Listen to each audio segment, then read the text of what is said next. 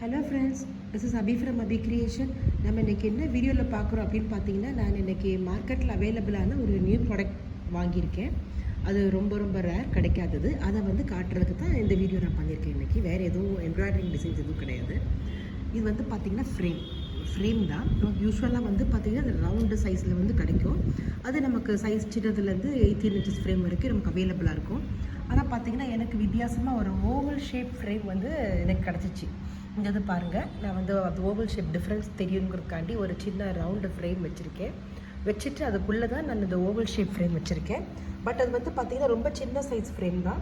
Oval shape அது வந்து ரொம்ப சின்ன சைஸ் ஃப்ரேம் தான். நம்ம சின்னதாக சாரிக்குள்ளே புட்டா, அந்த குர்த்திக்குள்ளே புட்டா அது மாதிரி போடுறதுக்கு நம்ம இந்த ஃப்ரேம் வந்து யூஸ் பண்ணிக்கலாம்.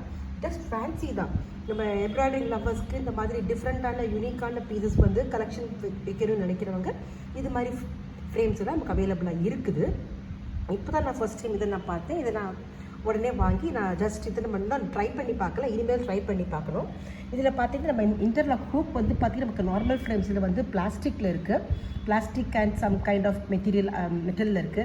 ஆனால் இதில் வந்து பார்த்திங்கனாக்கா நல்ல பிராசோவில் இருக்குது. இதை பார்த்திங்கனாலே தெரியும். நல்ல பிராசோவில் ஒரு ஸ்க்ரூ மட்டும்தான் இருக்குது. சைடில் போடுற நட்டெல்லாம் எதுவுமே கிடையாது. பட் இதுவே பார்த்திங்கன்னா நம்ம ஃப்ரேமை ரிமூவ் பண்ணி டைட்டாக தான் இருக்குது. அது நம்ம ட்ரை பண்ணி பார்த்தோம்.